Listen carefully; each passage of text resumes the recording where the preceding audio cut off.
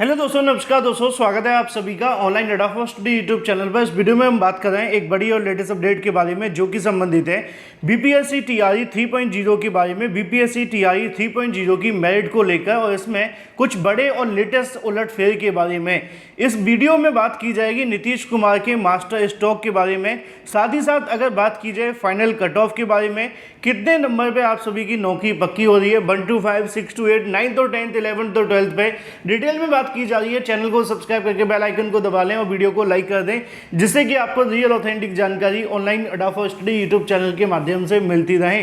BPSC TRE 3.0 को लेकर जब से आप सभी की परीक्षा हुई है तब से कहीं ना कहीं सबसे बड़ा सवाल मेरिट को लेकर देखने के लिए मिल रहा है। बहुत सारी चीज़ें बदली हैं जब से आपकी परीक्षा देखने के लिए मिली है। अगर बात की जाए कट ऑफ को लेकर तो एक बड़ी जानकारी सामने निकल कर आ रही है बीपीएससी टीआरई 3.0 के अंदर। जैसा कि दोस्तों आप सभी ने देखा होगा कि बीपीएससी के माध्यम से जो टीआरई 3.0 की भर्ती निकाली गई थी उस समय पे प्रदेश के अंदर माहौल कुछ और था और जो नियम थे उनमें भी बहुत सारे बदलाव किए गए थे। लेकिन अब जब आप सभी की भर्ती की जा रही है उस समय पर माहौल कुछ और है और जो नियम है उनमें भी बदलाव हो गए हैं। और यहाँ पे इसका सबसे बड़ा जो फर्क आपको देखने के लिए मिल रहा है वो आपकी कट ऑफ को लेकर भी है। आपने देखा होगा कि जब आप सभी की परीक्षा आयोजित की गई थी बीपीएससी टीआरई 3 को लेकर, तो वहां पे कहीं ना कहीं नीतीश कुमार जी के पूरे तरीके से उनका जो फोकस था वो चुनाव को लेकर था। उनको लग रहा था कि प्रधानमंत्री पद पे उनका ही चयन होने जा रहा है। तो निश्चित तौर पर कह सकते हैं कि हड़बड़ाहट के अंदर उन्होंने बीपीएससी टीआरई 3 का जो विज्ञापन निकाल दिया, क्योंकि वैसे कहा गया था अतुल प्रसाद जी के माध्यम से कि हम टीआरई 2 का सप्लीमेंट्री रिजल्ट जारी करेंगे। लेकिन जैसे ही बीजेपी के साथ इनका गठबंधन होता है, गठबंधन होने के बाद ये टीआरई 3 का विज्ञापन निकाल देते हैं। और इसको निकाले जाने की सबसे बड़ी वजह सिर्फ इतनी सी थी कि 2 बड़ी भर्ती हो जाने के बाद बड़ी संख्या में वोट बैंक कहीं ना कहीं तेजस्वी यादव के ऊपर बिलीव करने लगा था। और उसका ही कहीं ना कहीं बेनिफिट देखने के लिए मिला कि इन्होंने यहाँ पे एक और बड़ी भर्ती का विज्ञापन निकाला जो कि 87,000 से ज़्यादा पदों पर था। और अब उसके बाद एक बड़ी जानकारी फिर से निकल कर आ रही है आप सभी की कट ऑफ के बारे में। एक बात आप सभी को ध्यान में रखनी है कि टीआरई 3.0 के अंदर जो आपकी वैकेंसी 87,000 पदों पर निकाली गई थी, उसको निकाले जाने के बाद जो आपकी कैटेगरी वाइज वैकेंसी थी उसको वापस ले लिया गया था, ये कहते हुए कि आपकी वैकेंसी को लेकर दोबारा से कहीं ना कहीं आरक्षणवार बनाया जाएगा और उसके बाद आपकी वैकेंसी जारी होगी। और जब आपकी वैकेंसी निकाली गई थी उस समय पे बिहार के अंदर एक बड़ा बदलाव देखने के लिए मिला था 65% रिजर्वेशन को लेकर। अब 65% रिजर्वेशन जब लागू किया गया था तो ये बात तो सच है कि जो आप सभी की वैकेंसी निकाली जा रही थी उसमें 65% रिजर्वेशन तो ये आपका ओबीसी ईबीसी वगैरह को लेकर ही था। 10% यहाँ पे ईडब्ल्यूएस का जोड़ दिया गया था, तो कुल मिलाकर के 75% हो गया था। लेकिन जब पटना हाई कोर्ट ने इसको रद्द कर दिया और सुप्रीम कोर्ट ने जो court order Patna high court ने दिया है उस पर स्टे नहीं दिया, तो इससे कहीं ना कहीं बिहार सरकार को झटका लगा है। इसका मतलब ये होता है कि अगर वो स्टे हो जाता तो निश्चित तौर पे ये जो भर्ती आप सभी की होने जा रही थी उसमें काफ़ी ज़्यादा जो आपका आरक्षण का विवाद था वो 75% ही देखने के लिए मिलता। लेकिन अब यहाँ पटना हाई कोर्ट ने उसको रद्द कर दिया है और सुप्रीम कोर्ट ने अभी तक इस मामले पर अपना फैसला नहीं दिया है और ना ही उसको स्टे किया है। इसका मतलब ये है कि ये आपकी वैकेंसी अब पुराने आरक्षण नियमों पर होने जा रही है। पुराने आरक्षण नियम क्या कहते हैं? 50% के आधार पर आपकी वैकेंसी को कराना। अब इसी 50% के अंदर कल आपने एक जानकारी देखी थी जिसमें बताया गया था कि जो बिहार की महिलाएं हैं उनके लिए कहीं ना कहीं प्राइमरी के अंदर लगभग 70% सीटें रिजर्व हो जाती हैं। अब ये जो 70% सीटें रिजर्व हो जाती हैं वो कैसे आप जानते हैं कि बिहार में 50% सीटों पे महिलाओं का चयन होता है, उनके लिए वैकेंसी अलग से दे दी जाती है। आप निकाल करके देखिए 90,000 पदों पे भर्ती आई है आपकी, तो तकरीबन उसमें 40,000 के समथिंग फीमेल के लिए अलग से सीटें रिजर्व कर दी गई हैं, चाहे वो किसी भी कैटेगरी की हो, यूआर की हो, है ना, ईबीसी ओबीसी एससी एसटी इन सभी को लेकर। तो यहाँ पे 70% जब सीटें इन अभ्यर्थियों के लिए रिजर्व हो जाती हैं, क्योंकि 50% आरक्षण का जो आपको लाभ मिलेगा, 10% बैकलॉग का, और अगर 10% महिला अभ्यर्थी ओवरलैपिंग के थ्रू चयनित हो जाती हैं तो 70% सीटों पे तो महिलाएं सीधे तौर पे चयनित हो जाएंगी। अब जो ओवरलैपिंग करती है वो हाई मेरिटोरियस होती है, इस बात का आपको ध्यान रखना है, यानी कि जिनके नंबर ज़्यादा होते हैं वही तो ओवरलैप करेंगे। अब मान लो कि किसी सब्जेक्ट के अंदर 85 कट ऑफ गया है यूआर का, यूआर यानी कि अनरिजर्व का। अब वहाँ पे 85 पे अगर महिलाओं जो कह सकते हैं कि इंटेलिजेंट हैं और वो 86-87 लेकर के आते हैं तो वो गर्ल्स की सीट के अंदर थोड़ी जाएंगी, उनका चयन कहाँ किया जाएगा, यूआर की सीट पर, यानी कि जो यूआर की सीट है उसको ले लेंगे। तो कम से कम 10% सीटें तो ऐसी महिलाएं ले सकती हैं, और इस बात में कहने में कोई दो राय नहीं है कि आज के समय में महिलाएं पुरुषों से बहुत आगे हैं, और कट ऑफ में इसका आपको बदलाव भी देखने के लिए मिलेगा। आप कोई भी फील्ड उठा करके देख लो, हर एक फील्ड के अंदर आपको महिला आगे दिखाई देती हैं। आईएएस से लेकर पीसीएस के परिणाम में महिलाओं का दबदबा रहता है, तो बीपीएससी टीआरई 3.0 है ही क्या। तो यहाँ पे आपको समझने की आवश्यकता है कि इस बार की जो वैकेंसी आप सभी के लिए देखने के लिए मिल रही है वो काफ़ी ज़्यादा महत्वपूर्ण है, और इसी वैकेंसी के अंदर जो आपका रिजर्वेशन देखने के लिए मिला है तो 125, 6 to 8 के अंदर तकरीबन 70% सीटें महिलाओं के लिए सीधे तौर पे रिजर्व हो गई हैं, इस बात में कोई संशय नहीं है। बची 30% सीटों को लेकर सारा कंपटीशन यहीं पे होना है।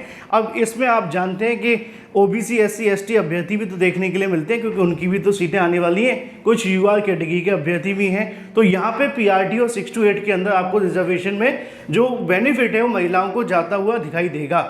लेकिन कट ऑफ में क्या फ़र्क पड़ेगा, इसको लेकर मैंने आपको बताया भी था कि टीआरई 3.0 के अंदर जो आपकी कट ऑफ रहने वाली है, सबसे ज़्यादा अगर कहीं कंपटीशन है तो वो यूआर की सीट के ऊपर है। यूआर की सीट का मतलब होता है अनरिजर्व की सीट, जो कि मेल की है।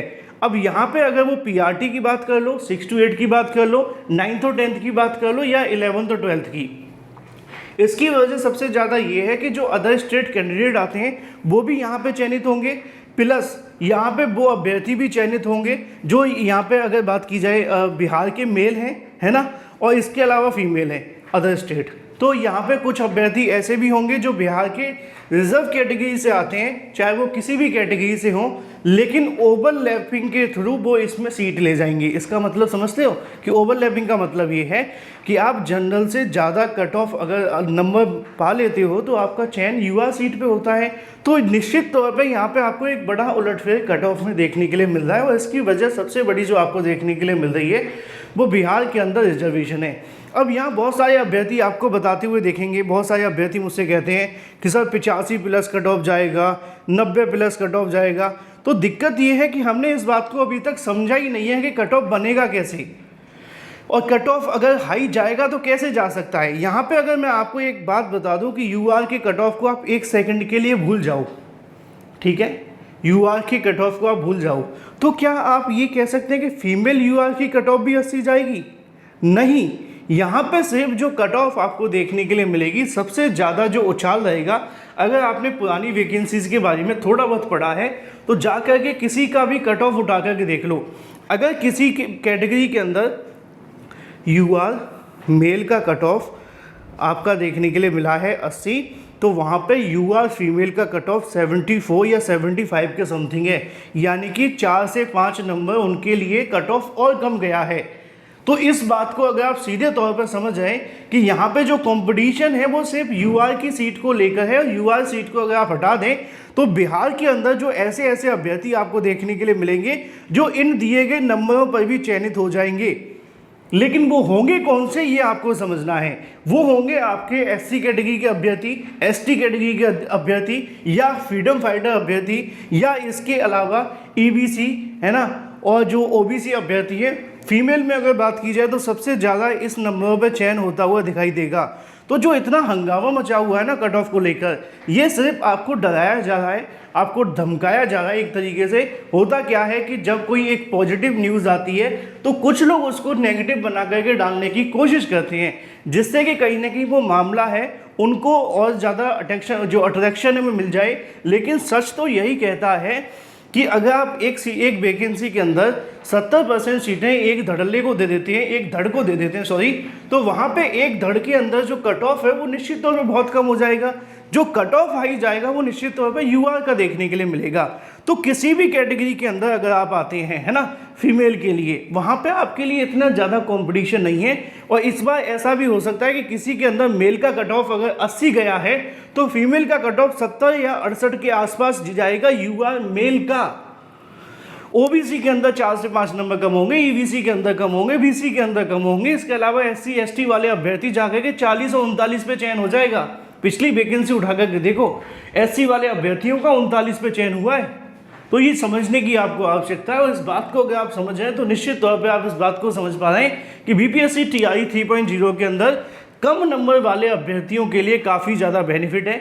और ख़ास तौर पे पहले महिलाओं की बात कर ली जाए, 1 to 5, 6 to 8 को लेकर, 9th और 10th, 11th और 12th में महिलाओं की बात हो जाती है, मेल पे आ जाते हैं। अब मेल के अंदर भी तो आपको समझने की आवश्यकता है कि वहाँ पे भी बड़ी संख्या में जो मेल कैटेगरी में आपको कट ऑफ है वो यूआर में आपको जो रिजर्वेशन है वहाँ नहीं मिलेगा, और यूआर की सीट पे निश्चित तौर पे आपको जो कट ऑफ है वो हाई जाती हुई दिखेगी। अब सवाल ये रहता है कि यूआर के अंदर कितना नंबर सेफ रह सकता है। देखो, चाहे आप पीआरटी में है, 6 to 8 में है, 9th और 10th में, 11th और 12th में, किसी भी के अंदर, ठीक है। अगर पीआरटी की बात करूं तो आपके लिए अगर 80 प्लस है पीआरटी में तो इस बार आपका सफिशिएंट होगा और आसानी से चयन हो जाएगा।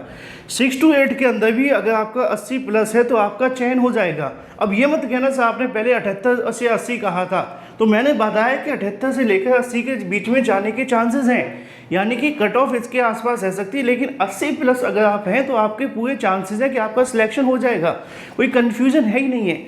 टीजीटी के अंदर अगर बात की जाए आपके 79 प्लस बने तो आप ऑलमोस्ट सेफ हैं, और पीजीटी की बात की जाए तो लगभग आपके 77 प्लस बने तो आप इन वैकेंसियों के अंदर एक सीट ले रहे हैं। ज़्यादा आपको परेशान और कंफ्यूज होने की आवश्यकता नहीं है। रही बात यहाँ मेल की यूआर कैटेगरी में, वहाँ पर ही आपको सबसे ज़्यादा रिजर्वेशन देखने के लिए मिलेगा, क्योंकि नीतीश कुमार के माध्यम से जो आरक्षण नियम में बदलाव किया गया है वो तो शुक्र मनाओ कि यहाँ 50% पे आपकी वैकेंसी करवाई जा रही है। अगर 75% आरक्षण पे ये वैकेंसी होती तो इससे भी ज़्यादा कट ऑफ कम जाता, और वहाँ पे सिर्फ यूआर का कट ऑफ ही बढ़ता जो हमेशा बढ़ता है, लेकिन बाकियों के कट ऑफ में कोई डिफरेंस नहीं आता। I hope you understand. Thank you for watching this video.